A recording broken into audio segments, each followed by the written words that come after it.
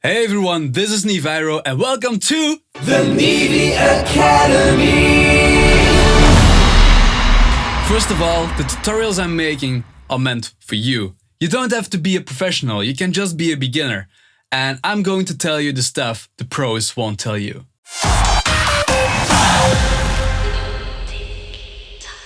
Today, I want to talk about big-ass reverb. As we know it from a lot of my tracks and a lot of the current EDM tracks. Like you got a superstar synth and then BAM! The room fills up with some reverb.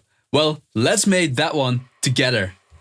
I have a silent one in here with a superstar on it. It's my go-to preset and I made it a long time ago. Let's just check it out. Now, this is a plain superstar. It sounds okay, but it lacks that one massive reverb, power-ish sound. And let's create an effects track to start with.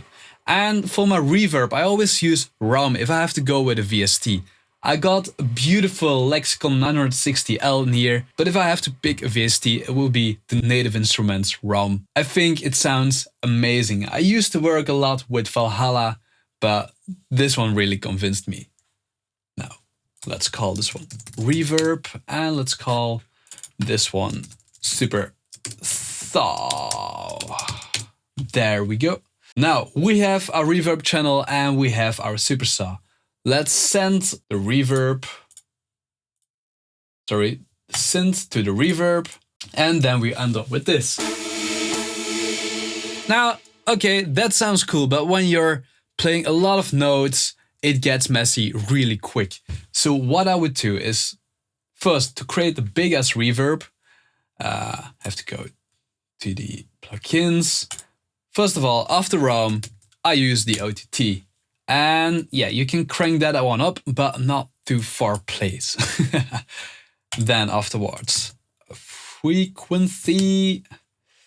That's just a regular EQ, so you could use any EQ you like. We just need to cut off the lows, because those lows can be really messy. You have to feel around which height would be suitable. Let's go for like around 200, 250 for now. And then afterwards, we need to have a compressor, which will be used for a sidechain. But first, we need something to sidechain it to. Now, the superstars are known to be really bulky and really full sounding, so you don't have a transient.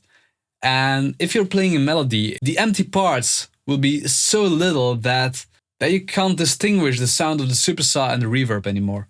So what I would do is I make another MIDI track. I add another instrument. Let's take silent one for this particular example. Init sound, and make it a really short, attacky sound.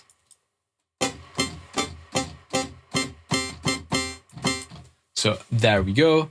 And let me call this one trigger for now. Then we go to the compressor. And I want to sidechain this compressor on the trigger. Let's make this pre-fader, and I think, so you can see every time I press the short attacky synth, the sidechain gets applied. Now, we don't need the sound of this attacky synth, so let's just bring down the volume there. We only need this one, but we need to trigger them together, so both need to play the same MIDI file. And you can hear the reverb coming when the note stops playing. And I think it's beautiful that the reverb already comes in even though the superstar is playing. You only need the attack of the note to distinguish which note has been played and to clean it up a little bit.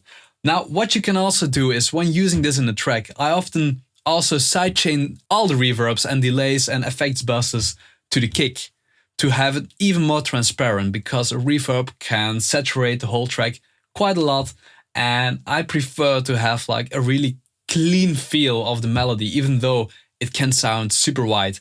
Well guys, I hope you enjoyed this small tutorial, and I'll see you next time again.